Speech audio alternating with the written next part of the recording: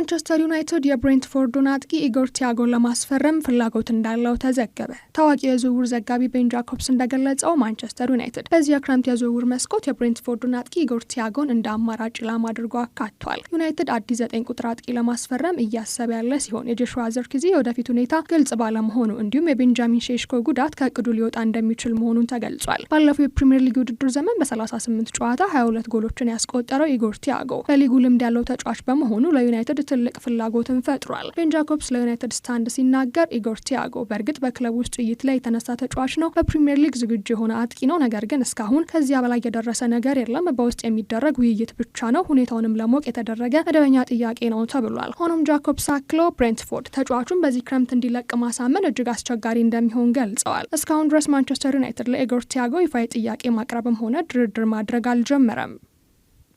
አርሰናል ለብሩኖ ጉማሬሽ ከ75 ሚሊዮን ፓውንድ በላይ ካቀረበ ኒውካስትል ሊቀበል እንደሚችል ተገለጸ። የእንግሊዙ ዴይሊ ሜል እንደዘገበው አርሰናል ለብራዚላዊ አማካኝ ብሩኖ ጉማሬሽ ከ75 ሚሊዮን ፓውንድ ትንሽ ከፍ ያለ ጥያቄ ካቀረበ ኒውካስትል ዝውውሩን ለመፍቀድ ፍቃደኛ ሊሆን ይችላል ተብሏል። እንደ ዘገባው ከሆነ ይህ የዋጋ ግምት ዝርዝሩ እንዲሳካ ለሳምንታት ሲሰሩ በቆዩ አደራዳሪዎች የቀረበ ነው። ብሩኖ ጉማሬሽ በኒውካስትል ለ4 ዓመት ተኩል ካሳለፈ በኋላ በአዲስ ደረጃ አዲስ ክለብ ለመቀላቀል ፍላጎት እንዳለው ሲነገር አርሰናልንም ለመቀላቀል ዝግጁ መሆኑ ተገልጿል። በተጨማሪም ከተጫዋቹ ጋር የግሉን ላይ ስምምነት መድረስ ችግር እንደማይሆን ተጠቁሟል። እንዲሁም አሰልጣኝ ኤዲ ሃው ከኒውካስትል ከለቀቁ በኋላ በሁለቱ ክለቦች መካከል ዝውውሩ እንዲጠናቀቅ የነበሩ መሰናክሎች እየቀነሱ መሆናቸውም ተነግሯል። ነገር ግን እስካሁን በአርሰናልም ሆነ በኒውካስትል በይፋ የተረጋገጠ ስምምነት የለም።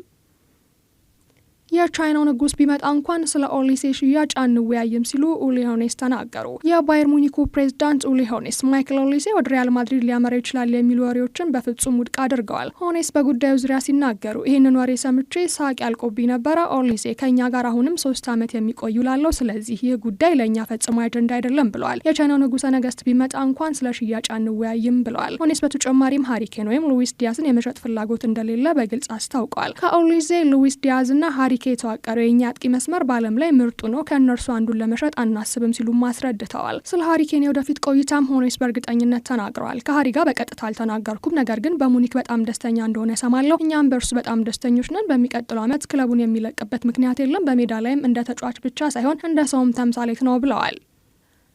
የቀድሞ የኤስ ሚላንና የጣሊያን እግር ኳስ ኮከብ ፍራንኮ ባሬዚ በ66 ዓመቱ ህይወቱ አለፈ። የኤስ ሚላንና የጣሊያን ብሔራዊ ቡድን የቀድሞ ኮከብ ተከላካይ ፍራንኮ ባሬዚ በ66 ዓመቱ ዛሬ ማለዳ ማለፉ ተዘግቧል። ዜናው በዓለም አቀፍ እግር ኳስ ማህበር ከፍተኛ ሀዘንን አስከትሏል። ባሬዚ በ20 ዓመታት የፕሮፌሽናል እግር ኳስ ህይወቱ በሙሉ ለኤስ ሚላን ብቻ በመጫወት በእግር ኳስ ታሪክ ውስጥ ከምርጥ ተከላካይ መስመሮች አንዱን ለመገንባት ትልቅ ሚናን ተጫውቷል። ለጣሊያን ብሔራዊ ቡድን 81 ጨዋታዎችን በማድረግ አገሩን ወክሏል። እንዲሁም በ1982 የፊፋ የዓለም ዋንጫ ድል አካል ሆኖም ታሪክ ሰርቷል። በሜዳ ላይ ባሳየው የታክቲክ ብልህነት፣ በኳስ አያያዝ ብቃትና በአመራር ችሎታ የሚታወቀው ባሬዚ ዘመናዊ ተከላካይ ሚናን በማስተዋወቅ ትውልዶች ላይ መነሳሳትን ፈጥሯል። ለክለቡ ያበረከተውን አስደናቂ አስተዋጽኦ በማክበርም ኤስ ሚላን ታዋቂውን 6 ቁጥር ማሊያ ከአገልግሎት ውጭ አድርጎ አክብሮታል። ከዓለም ዙሪያ ያሉ ክለቦች ተጫዋቾችና ደጋፊዎች የያዘን መልእክቶቻቸውን እየላኩ ይገኛሉ። ኤስ ሚላንን በመግለጫው ፍራንኮ ባሬዚን በማጣታችን መላው የኤስ ሚላን ታሪክ በእንባ ተሞልቷል። ያሳየው አርአያነትና ታማኝነት ለዘላለም በክለባችን ታሪክ ውስጥ ይኖራል፣ ልክ እንደ ታሪካዊው 6 ቁጥር ማሊያ ሁሉ ብሏል። በዚህ አስቸጋሪ ወቅት ለቤተሰቡ ከልብ እናዝናለን። ይህን ሀዘን እያንዳንዱ የሮዘነሪ ደጋፊ የራሱ ሀዘን አድርጎ ይሰማዋል ብሏል።